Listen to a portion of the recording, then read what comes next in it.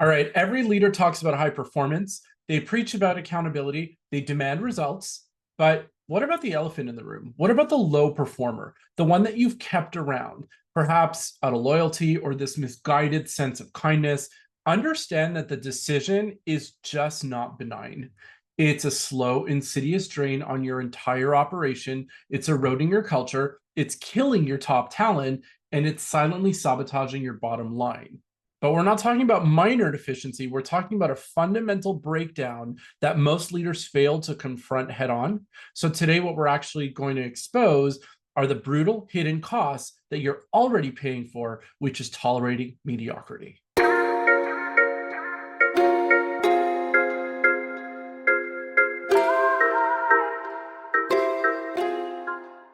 So let's cut through the noise, expose the core truths. The presence of low performance inflicts concrete, measurable damage. So first, I want you to just think about the direct financial hemorrhage that is in your business. So it's not just their salary, it's the cost for a role that's really not delivering. It's the cascade of inefficient expenses, the endless management hours, correcting their errors, redoing their tasks, supervising them a little bit more closely than you really ought to should, the emotional labor you or other managers expend dealing with the fallout or the friction. It's just not enough to say it's just low productivity. It's the active resource depletion. So every minute a high value leader spends on a low performer, it's a minute stolen from strategic growth, from innovation, from developing your top talent. Second, the erosion of team morale and the flight of your A players is going to be the next biggest thing that you notice. So when you allow mediocrity to just rot within your organization, you tell your entire team that the incredible effort that they have been putting into their work is just not valued. Your top performers, the ones who always exceed expectations, the one that always go above and beyond, they're going to start to resent the management. They're going to start to get frustrated when they're picking up the slack. They see their hard work more like subsidizing the work that somebody else isn't really doing, and it's not really sustainable. That resentment will brew. Burnout is going to happen. And eventually, your best people, which are essentially the engine of the growth in your organization, they are going to leave. They're going to look for environments where they're going to be able to thrive in and where their contributions are truly valued and appreciated. And it's going to leave you with just, well, the mediocrity that you've settled for. So the third thing is going to be the impact on your credibility as a leader. And that's something that's really important. As a leader, your words and your standards on accountability mean nothing if your actions go against them. So if you say that you have high standards, but you tolerate anything but high standards, then your team quickly learns that your words don't align with your actions. And this disconnect will undermine that trust, and it'll devalue your vision, and it'll create a culture where complacency, lack of excellence becomes just the de facto standard. So your ability to inspire, to lead, to drive performance just becomes severely compromised. And that's what we want to avoid. Finally, the thing that is often overlooked is the operational friction and system drag. So I want you to understand what that means. A low performer, they're not an isolated island. They're a bottleneck. So they're at the tip and they are causing this onslaught of delays, one after the other, and they ripple through these interconnected workflows that work together. So there are missed deadlines, frustrated clients, forcing others to wait on them, or eventually forcing others to just do the job for them.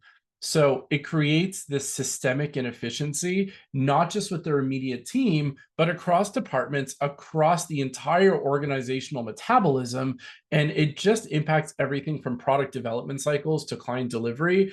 And it ultimately costs you market share and reputation. So now let's go beyond the obvious. Let's talk about my favorite part, which is the behavior and the psychological underpinning, which has to do with a leader's reluctance to address these low performers. And it often stems from a misplaced sense of empathy. or fear of conflict. Those are two big things that we really need to address. So there is this unconscious confusion between being nice with being effective. You can be nice and be effective, but they also believe that avoiding these difficult conversations will protect the person, when in reality it actually harms the entire collective. So it is disrupting the status quo. It's not kindness, it's actually strategic neglect. So true leadership is actually going to demand the courage to make hard decisions for the greater good of the organization and for the team. Now, I want you to also consider the concept of this safety, where we, often champion creating a safe space. We want risk taking, people to speak up, be innovative, while it's frequently misinterpreted as a sanctuary for unperformance. And truly, a true psychologically safe environment is one where constructive feedback is valued. Even tough feedback can be delivered without fear, and people are ready to receive it, because the ultimate goal of the collective is improvement, individual growth, progress, development, moving the needle, or the unnecessary parting ways for the benefit of everybody, including the entire organization.